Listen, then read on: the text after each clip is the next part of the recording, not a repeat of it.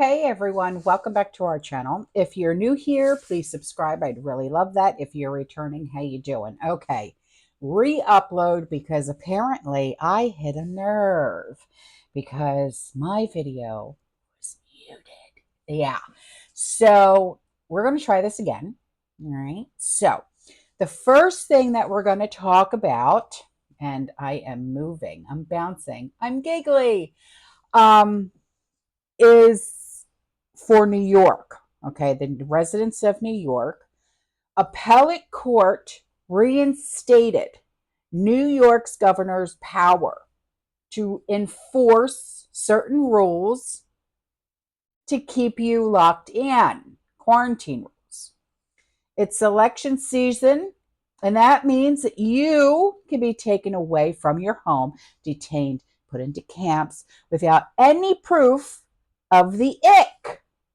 That's right.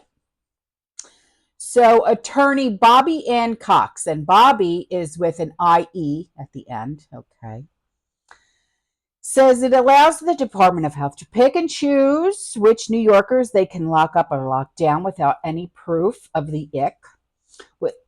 Excuse me. Oopsie. Without any proof that you've been exposed and that there's no time limit. So they can lock you up, lock you down for days, weeks, months, however long. And there's no location restriction either. They can put you in a facility, in any facility that they want. And then once you're locked up or locked down, there's no procedure in the regulation that says that you get out once you're in there. Okay. So if you live in New York,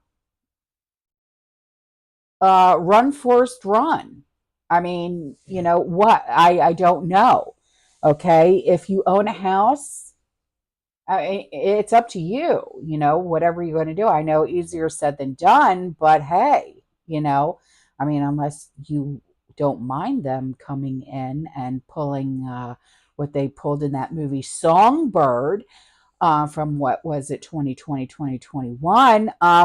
But, if you rent, hey, listen, okay, this is just a warning, okay? I mean, they're starting the thing where if they can just come into your home, pull you out of your home, and put you into some kind of a camp, okay? I mean, I'm trying to tell you guys now, they're about to come into your homes, and there's nothing and nobody that can stop this. There's nothing or nobody that anybody can do about it. I mean, so I'm telling you now, okay? Run, Forrest, run.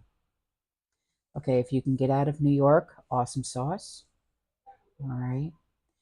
So the next thing that we're going to talk about is Texas Democrat Lloyd Doggett, Doggett, is the first domino to fall. He has publicly called on 46 to withdraw from the campaign trail. He said, I represent the heart of the congressional district, once represented by Lyndon Johnson. Under very different circumstances, he made the painful decision to withdraw. He said 46 should do the same. He said, my decision to make these strong reservations public is not done lightly, nor does it in any way diminish my respect for all that 46 has achieved. All right.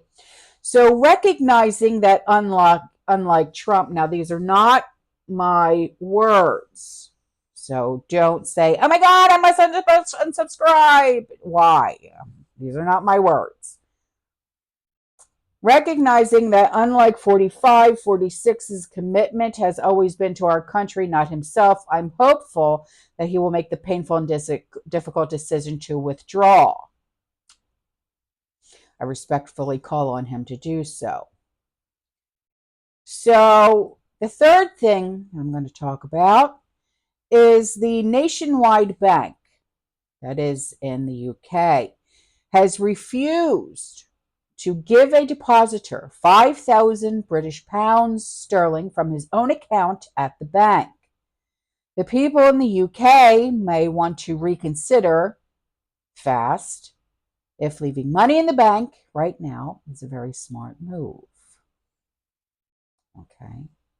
I'm going to tell you the same thing that I do for myself. I leave enough in the bank to pay my bills. So, the last thing that I'm going to talk about is something that happened to me personally. Okay, ladies and gentlemen, I need you to understand what kind of society that we are living in. All right. So, Sunday, I'm sitting at my dining room table and I'm working. Okay. I'm, you know, getting ready to upload a video and whatnot. So, the doorbell rings and my nephew looks at me and he goes, "Are you expecting anybody?" I said, "No." "You?" And he goes, "No." So he looks out the window and he goes, "Who the hell is that?" So I open the door thinking, well, maybe it's the representative from the roofing company, whatever. So I open the door and I look at this guy. And right away, my first thought was, this guy looks like he just stepped out of a Criminal Minds episode, not in a good way. Okay. So I say, "Can I help you?" And he hands me a business card. And then he gets out his phone and he starts to try and show me pictures of his roof. All right. And as he's talking, which I had a very hard time understanding him, not because he spoke in different language, but maybe he was under the influence. I don't know. But he kept getting closer and closer and closer to me. And I had my front door open about 6 inches. Okay. And my dogs are just going ballistic. And because I am a survivor of SA, I have this tendency that when I feel like I am under threat, I freeze. And the only thing I could do was scream for my nephew, Gavin.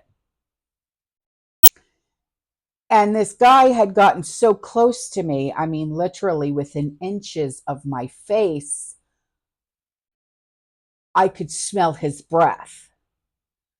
And the first thought that popped into my mind was, I'm going to die today.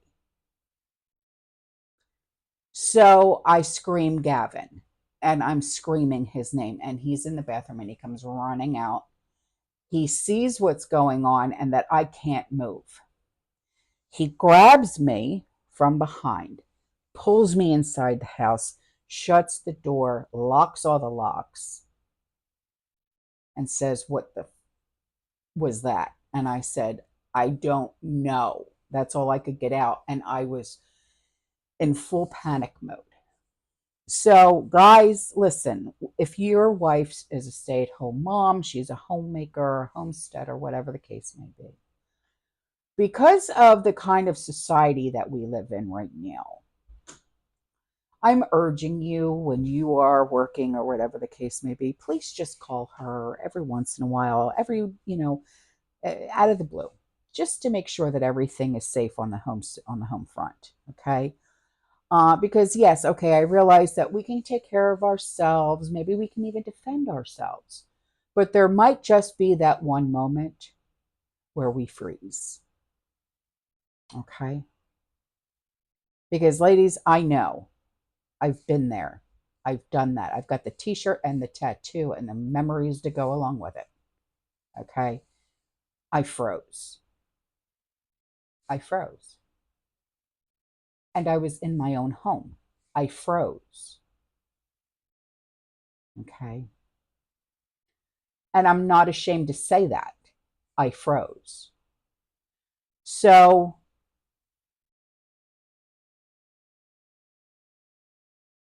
I just wanted to share my experience with you. Okay. And that's it. All right. All right, guys, I'm out of here. Okay. I will see you in the next one. You stay safe. You stay positive. You keep prepping. And as always, fear less. Ciao.